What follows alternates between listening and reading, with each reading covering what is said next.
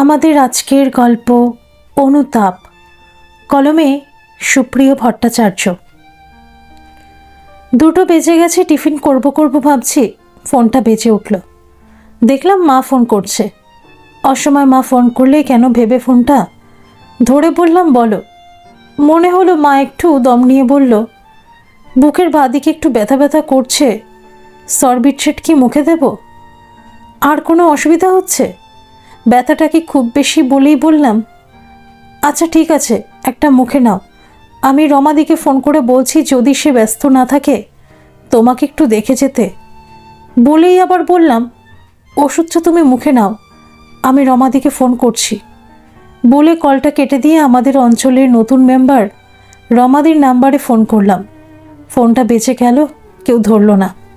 কয়েক সেকেন্ড পর আবার ফোন করতেই রমাদি ফোন করে বললেন, কি হয়েছে রে তমাল, বারবার ফোন করছিস কেন? মাসিমা ঠিক আছেন তো? বললাম, মা এক্ষুনি ফোন করে বলল বুকে ব্যথা হচ্ছে, তুমি কি একটু মার কাছে যেতে পারবে?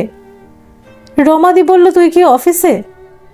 হ্যাঁ বলেই বললাম, তুমি গিয়ে দেখো, যদি অসুবিধা বোঝো আমাকে ফোন করো, আমি চলে আসব। 10 মিনিট পর রমাদি ফোন করে বললেন, মাসিমা খুব ঘামছেন, আমি হসপিটালে নিয়ে চললাম, তুই তাড়াতাড়ি আয়। টেবিল গুছিয়ে অফিসারের ঘরের ভেজানো দরজাটা ঠেলে উকিতে দেখলাম উনি এজেন্টদের নিয়ে মিটিং করছেন। অফিসার আমাকে দেখে বললেন, তমালবাবু কিছু বলবেন? বললাম, স্যার মাকে হসপিটালে ভর্তি করতে হবে, আমি চললাম, আপনি একটু সামলে নেবেন। বলে দরজাটা আবার ভেজিয়ে নিচে নেমে এসে অফিস বিল্ডিংয়ের সামনে দাঁড়ালাম, শিয়ালদাগামী বাস ধরব বলে। 2:50 শিয়ালদা হাসনাবাদের ট্রেনটা দেখলাম প্ল্যাটফর্মে দাঁড়িয়ে আছে। পিছন দিকে বেশি ভিড় দেখে সামনের দিকে এগিয়ে যেতে গিয়ে দেখলাম 6 নম্বর বগিটা একটু ফাঁকা, দুটো একটা বর্ষার সিট তখনও খালি। তাড়াতাড়ি উঠে একটা সিটে বসে রমাদিকে ফোন করে বললাম, মা কেমন আছে? আমি ট্রেন ধরেছি, আসছি। রমাদি বলল, অত তাড়াহুড়ো করতে হবে না, তুই ধীরে সুস্থে আয়, ডাক্তার স্যালাইন আর ইঞ্জেকশন দিয়েছে, এখন মাসিমা ঘুমোচ্ছেন। বললাম, রমাদি তুমি না থাকলে যে কি হতো? রমাদি বলল, ফাজলামি করিস না, তোর জন্যই তো তোর মায়ের আজ এই অবস্থা, বলে ফোনটা কেটে দিল। একটু নিশ্চিন্ত হয়ে ফোনটা পকেটে রেখে ব্যাগটা উপরের বাঙ্কারে কোনো রকমের ঠেলে ঠুলে রেখে বসলাম। ট্রেনটা ছাড়তেই ভিড়ের চাপ আর ঠেলাঠেলি শুরু হয়ে গেল। ভিড় ঠেলে একজন ছোলা বাদাম বিক্রেতা সামনে এসে দাঁড়ালো। টিফিনটা করা হয়নি বলে 1 প্যাকেট বাদাম কিনে খেতে শুরু করলাম। এমনিতেই খিদে পেয়েছিল। 3 দিন ধরে মার শরীরটা খারাপ থাকায় আমি নিজেই সকালে উঠে ডিম আলু সিদ্ধ করে ফেনে ভাতের সাথে খেয়ে মার জন্য ওই একই খাবার হাঁড়ির মধ্যে ঢাকা দিয়ে রেখে সকাল 8টার ট্রেনটা ধরতে বেরিয়ে পড়ি। অফিসে থাকলে এই সময় ক্যান্টিনে গিয়ে টিফিনটা করতে পারতাম, কিন্তু তাড়াহুড়োতে সে আর করা হয়নি। বাদাম খাওয়া শেষ করে জল খাবো বলে উপর থেকে ব্যাগটা সবে নামিয়েছি। ট্রেনটা দমদমে এসে থামল। শুরু হলো আরেক প্রস্ত ঠেলাঠেলি। 2 ঢোক জল খেয়ে বোতলটা সিটের উপর রেখে ব্যাগটা আবার উপরে রাখবো বলে উঠে দাঁড়াতে যাব, দেখলাম ভিড়ের মধ্যে দিয়ে, দাদা একটু চাপুন, ভেতরে যেতে দিন বলে ঠেলতে ঠেলতে উস্কো খুস্কো চেহারার তপতি এগিয়ে আসছে। 4 বছর পর তপতির বিধ্বস্ত চেহারা দেখে আমি যতটা না অবাক হয়েছি, তার থেকেও বেশি অবাক হয়েছে তপতি নিজে। তাকে এই অবস্থায় দেখে ফেলেছি বলে। ডান দিকের চোখের নিচটা ফোলা, কালশিটে দাগ, চোখটা লাল, কপাল ফোলা, দেখে মনে হচ্ছে আঘাতের চিহ্ন। সিটের উপর থেকে বোতলটা হাতে নিয়ে বললাম, বসো। মাথাটা নিচু করে সিটে বসে কাপড়টা পিঠের উপর দিয়ে ঢাকার সময় দেখলাম তপতির পিঠের উপরেও কালো লম্বা দাগ। খারাপ লাগলো। সেই সঙ্গে চোখ দুটো কুঁচকে দাঁতে দাঁত চিপে নিজের অজান্তেই বলে ফেললাম, এইভাবে একজন মহিলাকে কেউ আঘাত করতে পারে? সে কি মানুষ নাকি অন্য কিছু? তপতি কিছু না বলে মুখটা উঁচু করে আমার দিকে তাকালো। দেখলাম চোখে জল। হাতে থাকা জলের বোতলটা তপতির দিকে বাড়িয়ে দিলাম। ইতস্তত করে বোতলটা হাতে নিতেই আমি তপতির সামনে থেকে ভিড় ঠেলে উল্টো দিকে দরজার দিকে ভিড়ের মধ্যে গিয়ে দাঁড়ালাম। যে তপতিকে ছোটবেলা থেকে ভালোবাসতাম তাকে আজ এই অবস্থায় দেখতে হবে, সেটা আমি কখনো কল্পনাতেও ভাবিনি। আমি তমাল, বোন মিলি আর মাকে নিয়ে আমরা তপতিদের পাড়াতেই থাকতাম। বাবা মিলিটারিতে চাকরি করতেন। জঙ্গিদের সাথে এনকাউন্টারে তিনি মারা যান। যেদিন তিনি মারা যান ঠিক তার 1 সপ্তাহ আগে আমার উচ্চ মাধ্যমিকের রেজাল্ট বেরিয়েছিল। ভালো নাম্বার পেয়ে পাশ করেছিলাম বলে বাবা বলেছিলেন মাসখানিকের মধ্যে 1 সপ্তাহের ছুটি নিয়ে বাড়ি আসবেন। সেই তিনি এলেন, তবে জাতীয় পতাকায় মুড়ে। বাবার শরীরটা কফিনের মধ্যে করে যখন বাড়িতে এলো, সারা গ্রামের মানুষ সেদিন আমাদের একতলা বাড়িটার সামনে হাজির হয়ে বাবাকে শেষ বিদায় জানাতে এসেছিল। সেদিন মাকে সামলাতে পারার কাকিমা জেঠিমারা ধরে রাখলেও চোখের জল ফেলা ছাড়া আমাদের আর কারোর কিছু করার ছিল না। গ্রামের মেম্বার তপতির বাবাও কফিনের উপর ফুলের মালা দিয়ে বলেছিলেন তমাল আর মিলির পড়াশোনা থেকে শুরু করে এই পরিবারের দেখভাল আমরা পঞ্চায়েত থেকেই করব। সেদিন উনি সবার সামনে কথাগুলো বলেছিলেন ঠিকই, কিন্তু বাস্তবে কিছুই করেননি। উচ্চ মাধ্যমিকে ভালো নাম্বার ছিল বলে কয়েকটা টিউশনি জোগাড় হয়েছিল। বাবার মৃত্যুর পর পাওয়া টাকাগুলো মায়ের নামে ব্যাংকে ফিক্সড ডিপোজিট করে তার ইন্টারেস্ট আর টিউশনের টাকায় আমাদের পড়াশোনা সমেত সংসারের যাবতীয় খরচ চলতে লাগলো। বোন ক্লাস 9-এ পড়লেও একই পাড়ায় কাছাকাছি থাকি বলে আগে থেকেই বোনের সাথে মাঝে মধ্যে আমাদের বাড়িতে তপতি আসতো।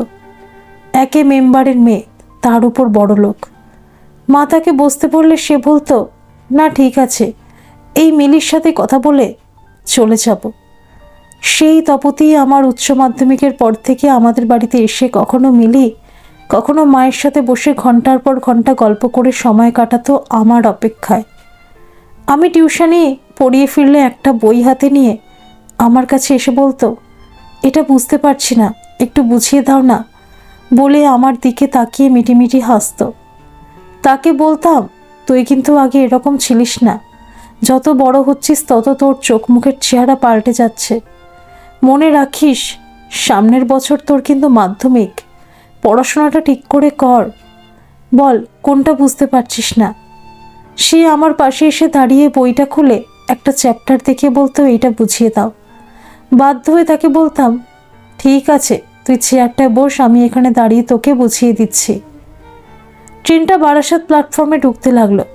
বেশ কিছু প্যাসেঞ্জার নামবে বলে সামনের দরজার দিকে এগিয়ে যাওয়াতে জায়গাটা একটু ফাঁকা হলে ব্যাগটা বুকের কাছে চেপে দরজার প্যাসেঞ্জার গায়ে হেলান দিয়ে ভিতরের দিকে তাকিয়ে দেখি তপতি আমার দিকেই তাকিয়ে আছে।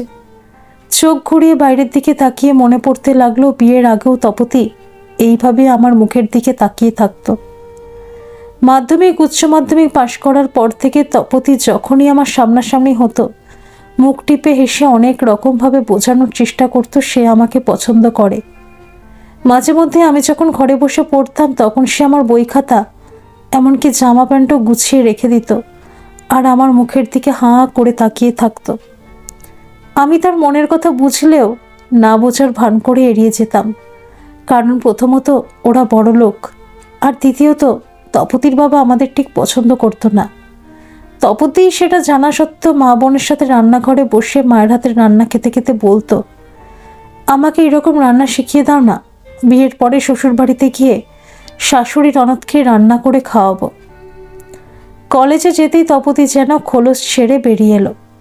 আমার কলেজের শেষের কটা দিন তারও কলেজ জীবন শুরু হয়ে গেছে বেশ কিছুদিন আগে। বইয়ের দরকার ছিল বলে লাইব্রেরির দিকে যাচ্ছিলাম, পিছন থেকে তপতি বলল তমালদা দাঁড়াও, কথা আছে। ঘুরে শাড়ি পরা তপতিকে দেখে ভালো লাগলো ওকে বুঝতে না দিয়ে চোখ ঘুরিয়ে এদিক ওদিক তাকাতে লাগলাম। তপতি আমার সামনে এসে মুখের দিকে তাকিয়ে সরাসরি বলল এদিক ওদিক না দেখে আমাকে দেখতে কেমন লাগছে সেটা বলো। ঢোক গিলে তপতির চোখের দিকে তাকিয়ে বললাম ভালোই লাগছে। সে যেন জানতো আমি এই উত্তরটাই দেব। একদম দেরি না করে বলল তাহলে তাড়াতাড়ি একটা চাকরি চেষ্টা করো যাতে আমি তোমার হতে পারি, তা না হলে বাবা আমার বিয়ে দিয়ে দেবে বলে ঠিক করছে। আমি কিন্তু তোমাকে ছাড়া কাউকে বিয়ে করব না। তপতি যে বিয়ের কথা এইভাবে বলতে পারে সেটা ভেবে একটা ঝটকা খেয়ে তাকে বলতে যাচ্ছিলাম সেটা হয় না। তোর বাবা তার আগে এসে বলল, আমি যে তোমায় পছন্দ করি, ভালোবাসি, সেটা আমার মা জানে, কিন্তু বাবাকে বলতে পারছে না। তোমাদের এমনিতেই বাবা খুব একটা পছন্দ করে না, তার উপর বেকার ছেলের সাথে বিয়ের কথা বললে তো বাবা একদমই মানবে না, উল্টে মাকে হয়তো বকাঝকা করবে বলে আরও একটু এগিয়ে এসেই প্রথম আমার হাতটা টেনে নিয়ে সেটা ধরে সে বলল, তুমি একটা চাকরি পেলেই মা বাবাকে বিয়ের কথাটা বলতে পারবে, হয়তো তখন বাবা মানাতেও পারে। আমার জন্য না হয় একটু বেশি করে চেষ্টা করো বলে আমার হাতটা ছেড়ে দিয়ে চলে যাওয়ার জন্য ঘুরতেই বললাম, তোর বাবা যখন আমাদের পছন্দ করে না জানিসই, তখন আমাকে এসব কেন কথা বলছিস? সে আমার দিকে আবার ঘুরে কয়েক সেকেন্ড তাকিয়ে থেকে বলল, কারণ তুমি আমার প্রথম ভালোবাসা, আমি তোমাকে ভালোবাসি, অন্য কাউকে বিয়ে করতে হলে আমি মরে যাব। কথাগুলো বলতে বলতে তার টানা টানা বড় বড় চোখ দুটোর মধ্যে জল টলমলো করতে লাগলো। কথাগুলো বলে ঠোঁট চেপে একটু হাসার চেষ্টা করে দু চোখ ভরা জল কাপড়ের আঁচল দিয়ে মুছতে মুছতে সে চলে গেল। তপতির এই রূপ আগে কখনো দেখিনি। ও চলে যাচ্ছে দেখে ওর দিকে তাকিয়ে আছি, অথচ বলতে পারছি না, ওরে আমিও তোকে ভালোবাসি, খুব ভালোবাসি, কিন্তু বলতে পারি না কারণ পরিস্থিতি আমার অনুকূলে না। যদি তোর বাবা জানতে পারে তা আমি তোকে পছন্দ করি, ভালোবাসি, তাহলে হয়তো আমাদের গ্রামে থাকাটাই মুশকিল হয়ে যাবে। গ্র্যাজুয়েশনের পর 13 মাস হয়ে গেছে, একটার পর একটা ইন্টারভিউ দিয়ে চলেছি, চাকরি তখনও পাইনি। তপতি তখন সেকেন্ড ইয়ারে পড়ে। তার বাবার অজান্তে আমাদের বাড়িতে আসে, মা বোনের সাথে কথা বলে আমার খোঁজ নিয়ে চলে যায়। সেদিন যুব কল্যাণ দপ্তর থেকে খবরের কাগজ মারফত চাকরির যত খোঁজ খবর আছে সেগুলো নিয়ে বাড়িতে ফিরছি। ঢালাই রাস্তা ছেড়ে আমাদের বাড়ির সামনে কাঁচা রাস্তাটার উপর যখন উঠছি, তখন তপতি আমাদের বাড়ির দিক দিয়ে এসে আমার পাশে দাঁড়িয়ে বলল, বাবা আমার বিয়ে পাকা করে ফেলেছে ঠাকুরপুকুরে, ছেলে নাকি বড় ব্যবসা করে, পরের দিন 15 দিন পর আমার বিয়ে, তুমি কিছু বলবে না? বুকের মধ্যে গির্জার ঘন্টার মতো ঢং ঢং করে বাজল, মুখে কৃত্রিম হাসি ফুটিয়ে তার সামনে বললাম, ভালো তো, তবে কাকাবাবুর উচিত ছিল তো গ্র্যাজুয়েশন হওয়া পর্যন্ত অপেক্ষা করা, ততদিনে আমারও হয়তো একটা হিল্লে হয়ে যেতে পারত। সে বলল, অতই যদি তোমার মনের জোর থাকে চাকরি তুমি পাবেই, তাহলে আমাকে নিয়ে পালিয়ে চলো না। বললাম, মা বোনকে ফেলে স্বার্থপরের মতো পালিয়ে যাব? না, সেটা আমি একজন দেশের শহীদ সৈনিকের ছেলে হয়ে করতে পারি না। আমি অপেক্ষা করতে পারি, চাকরি পেলে মাথা উঁচু করে তোর বাবার কাছে গিয়ে তোকে চাইব। সে কটাক্ষ করে বলল, তাহলে যাকে মন দিলাম সে অপেক্ষা করুক, আর যাকে চিনি না জানি না সে এসে আমাকে বিয়ে করে নিয়ে যাক, আর তুমি দাঁড়িয়ে দেখো। যাও যাও, তুমি ঘরে যাও বলে তপতি কাঁচা রাস্তা ছেড়ে পাকা রাস্তা ধরে বাড়ি ফিরতে লাগলো। কষ্টে বলে ফেললাম, আমাকে কাঁচা রাস্তায় দাঁড় করিয়ে পাকা রাস্তায় উঠে পড়লি? তপতি একবার পিছন ফিরে তাকালো, দেখলাম তার চোখে জল, কিন্তু তপতি দেখতেও পেল কি না জানি না, ওর বিয়ের কথা শুনে কষ্টে আমার বুকটা ফেটে যাচ্ছিল। সেই মুহূর্তে নিজেকে খুব অসহায় লাগছিল, আস্তে আস্তে চোখ দুটো ঝাপসা হয়ে আসছিল। ধুমধাম করে তপতির বিয়ে হয়ে গেল। LIC-তে অ্যাপ্লাই করেছিলাম, ইন্টারভিউতেও ডাক পেলাম। 6 মাসের মধ্যে শহীদ সৈনিকের ছেলে বলে চাকরিটা হয়ে গেল। ট্রেনিংয়ের পর খড়গপুর পোস্টিং হয়েছিল, যেখানে 3 বছর কাটিয়ে 1 বছর হলো বেলেঘাটায় এসেছি। 2 বছর আগে বোনের বিয়ে দিয়ে দিয়েছি, তবে নিজের বিয়েটা আর করে ওঠা হয়নি। যে তপতিকে ভালোবেসে আজও বিয়ে করিনি, তাকে আজ এই অবস্থায় দেখে নিজের উপরই রাগ হতে লাগলো। এখন মনে হচ্ছে সেদিন ওকে নিয়ে পালিয়ে গেলেই বোধহয় ভালো হতো। পিছন থেকে তপতি বলল, বাইরের দিকে তাকিয়ে কি ভাবছো, নামবে না? ট্রেন তো বসিরহাটে ঢুকছে। ঘুরে বললাম, অন্যমনস্ক ছিলাম বলে বুঝতে পারিনি, চলো নামবো। ট্রেন থেকে নেমে তপতিকে বললাম, একটা টোটো রিজার্ভ করে দিচ্ছি, তুমি বাড়ি যাও। তপতি বলল, তুমি যাবে না? পকেট থেকে ফোনটা বার করে রমাদিকে ফোন করতে করতে বললাম, না, মা হসপিটালে আছে, সেখানে যাব। তপতি উদ্বিগ্ন হয়ে জিজ্ঞাসা করলো, কেন, মায়ের কি হয়েছে? বললাম, গত 3 দিন ধরে শরীরটা ভালো যাচ্ছিল না। আজ হঠাৎ একটু বেশি খারাপ করায় রমাদি নিয়ে গিয়ে হসপিটালে ভর্তি করে দিয়েছে। তপতি বলল, রমাদি বলতে গোপাল জেঠুর বড় মেয়ে রমাদির কথা বলছো, যে এখন আমাদের গ্রামের মেম্বার? বললাম, হ্যাঁ। ওদিক থেকে রমাদি ফোনটা ধরে বলল, তুই কি এসে গেছিস? বললাম, স্টেশনে নেমেছি, মিনিট 15-র মধ্যেই হসপিটালে পৌঁছে যাব। তুমি কি এখনও আছো? রমাদি বলল, হ্যাঁ, এখানে আমাদের গ্রামের আরও 2টো পেশেন্ট ভর্তি ছিল, তাদের সাথে দেখা করে তোর জন্য অপেক্ষা করছি। তুই এলে আমি চলে যাব। ঠিক আছে, আমি হসপিটালে পৌঁছে তোমাকে ফোন করব বলে ফোনটা কেটে দিয়ে তপতিকে টোটোতে তুলে দেব বলে একজন টোটোর চালকের সাথে কথা বলছি। তপতি পাশ থেকে বলল, আমি আগে হসপিটালে যাব তোমার মাকে দেখতে। তপতির মুখের দিকে তাকিয়ে বললাম, এই অবস্থায় না যাওয়াই ভালো। সে বলল, কেন? মুখের উপর মারের দাগগুলো সবাই দেখবে বলে। দেখুক না, আমার কোনো অসুবিধা নেই। মনের আর কাপড়ে ঢাকা সারা শরীরের দাগগুলো তো কেউ দেখতে পাচ্ছে না। আমি যাতে ভালো থাকি তার জন্য ব্যবসাদার বড়লোক ছেলের সাথে বিয়ে দিয়েছিলে না? মাকে সব দেখাবো, তা না হলে বাবা জানবে কি করে তার মেয়ে 4 বছর ধরে কেমন ছিল। কোন কথা না বলে হসপিটালে যাওয়ার একটা টোটো রিজার্ভ করে ওকে বললাম, বসো। সবে টোটোটা ছেড়ে মেন রাস্তায় ওঠার মুখে জ্যামে দাঁড়িয়েছে। তপতিকে জিজ্ঞাসা করলাম, কি এমন ঘটনা ঘটেছিল যার জন্য তোমার স্বামী তোমার গায়ে হাত তুলল? তপতি সামনের দিকে তাকিয়ে কিছু সময় চুপ করে থেকে বলতে লাগলো, বিয়ের 6 মাসের মধ্যে জানতে পারলাম বিকাশ জমি আর প্রমোটিংয়ের ব্যবসার আড়ালে মেয়ে পাচারের ব্যবসাও করত। শাশুড়ি মাকে সেটা বলতেই তিনি আমাকে বললেন, আজ থেকে তোমার বাইরে যাওয়া বন্ধ, আর কারো সাথে যাতে কিছু বলতে না পারি তার জন্য ফোনটা নিয়ে নিলেন।